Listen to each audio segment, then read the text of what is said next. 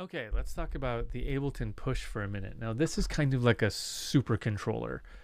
Um, you may have seen these around. This is a controller that is made by Ableton. This is the only controller that they make, at least for now.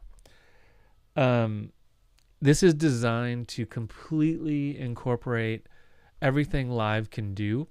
The theory here is that you don't even need to look at your screen. You can do everything from right within Push.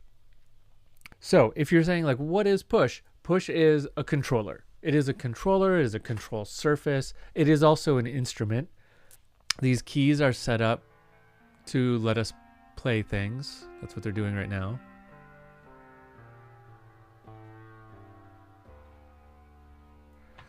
And it gives us full control over everything we're looking at. If I, look at something different, we're gonna see different things depending on what I'm focused on. Here's some clips, different tracks. So it's a very versatile thing. Now, the Push 3, which is what we're looking at here, this exists in two different flavors. One, you have to be plugged into a computer that's running live. If you don't want to, you never have to look at live. The idea is that you could pull this out on stage or use this while you're producing and never have to look at live. You can do absolutely everything from within the Push 3 controller. But there's a second version of it that actually has a computer in it. And then you don't need to be connected to live at all. You can just sit on a plane and use your Push. It is completely not dependent on a computer. So this is the one that needs to be tethered. It needs to be plugged in. It's not a standalone version. So if you look on their website, there is a standalone version and I think what we call a tethered version, meaning it needs to be plugged in, which it is. Now the Push 3, this is different than the Push 1 and Push 2, but the Push 3 is also an audio interface. You can plug in, it's got a couple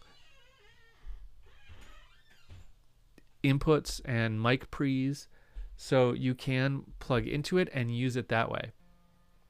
So it's really versatile. It's really cool. I would say you should get one if money is no object. They are not cheap though. So we've got play controls, record, capture, automate, quantize, everything that's on the screen you can get access to here in Push. So let's talk real quick about setting it up and then showing you some of the stuff you can do with Push. All right, I'm not intentionally hiding my face right now. It's just that I only have one good camera and I want to focus on the Push for this section. If you miss my face, don't worry, it'll come back.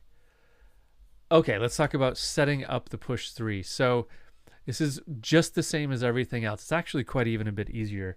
So this has a USB cable coming out of it.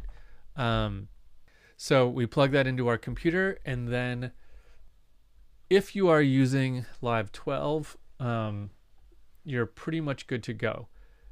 It should see it automatically, but if we're not sure, we can go here and see it as inputs and outputs. So here's my Push 3, and I have most things turned on. I could turn it on for this if I wanted.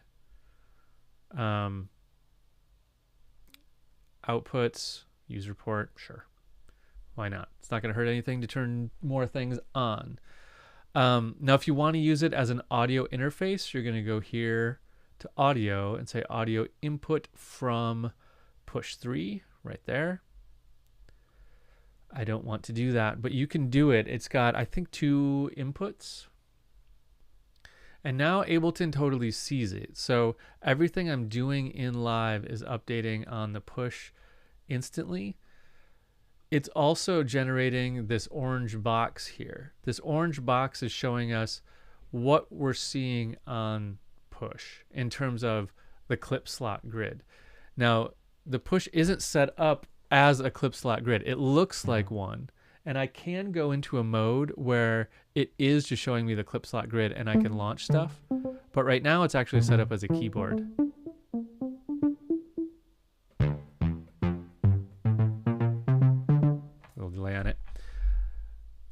So if I was showing the clip slot grid, this is what I would be seeing. Let me show you. Okay, now it's showing me the clip slot grid, and it's showing me just these 4 because I have just those 4 clips. So I could launch those clips here if I wanted. There's really nothing on them. If I wanted to launch these drums over here, I've got to slide this orange box over. And the way I'm going to do that is with this page button here. That's going to let me kind of scroll over. And now I have those 3 drum hits.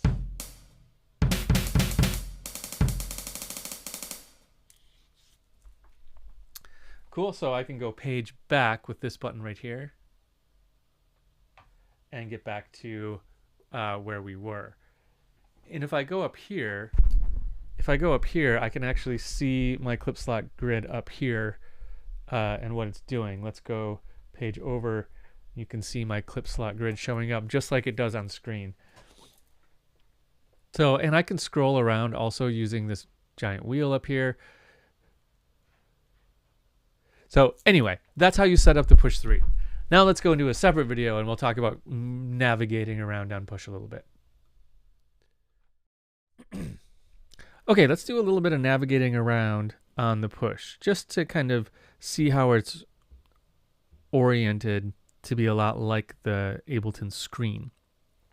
Now, I don't want to spend too much time on this because not everybody has a push, and this isn't a class about the push. I have been asked 100 or 1,000 times to make a class just on the push, and I will probably do that soon. So if you want to know more about the push, I will be making a separate class on it. But for now, just a quick overview of knowing your way around, just to see what this thing can do. So if we go up here at the top, this is where I get my clip slot grid. Here I can see individual samples. And at this point, you know I'm basically looking at a simpler here. I can scroll through the different ones, and I can adjust parameters up here. So if I want to go to, for example, my zoom settings, my crop settings, I can do that with this. All right, so I can kind of nudge it forward a little bit if I want. I can go to some warp settings and do all kinds of crazy stuff that are gonna create like some craziness. You know, I can almost edit this full thing right on the screen. Anyway, if I go here, I'm gonna get my mixer. So with this, I can control my mix quite a bit. I can also kind of see what's going on. If we play some music, we'll see it in its full glory here. Okay, so we can use this to mix.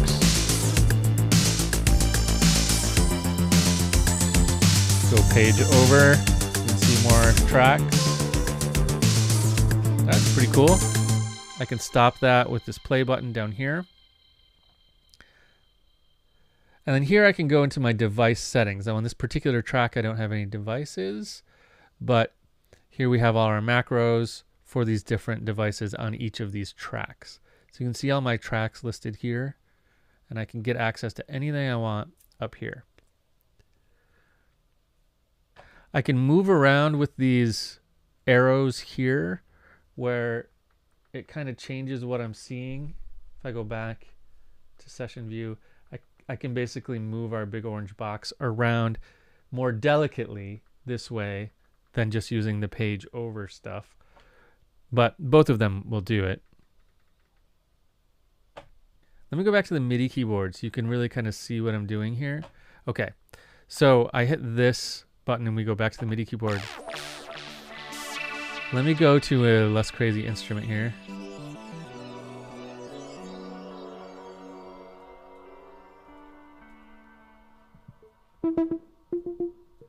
Okay, well, that'll do.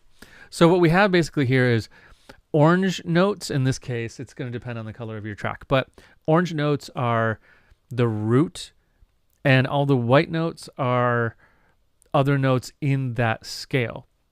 So this is set up right now to be looking at an individual scale. So we're going to play all the notes in the key. So you can see how notes repeat. Like this note is also here. So notes repeat all the time. If we go this way, we're going to go up a scale. If we go this way, we're going to go up fifths, I think.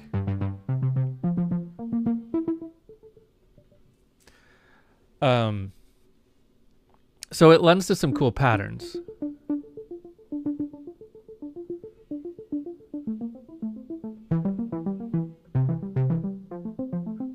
But this is basically a major chord. If we want to just go totally to chromatic mode, we can press the scale button here, and then in key or chromatic, we go to chromatic. Now what it's showing us, it's still showing us our scale, but it's showing us the notes in between also. So now we're totally chromatic.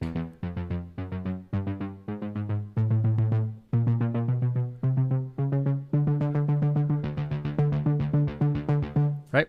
So that's kind of how it works. It's very different than in like a keyboard, but I kind of like it. I've gotten used to it pretty fast. Go back to scale. Go back to in key. Yeah, a very different format, but I like it.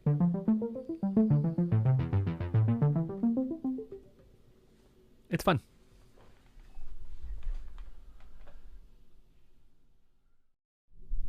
Okay, so should you go out and buy a push?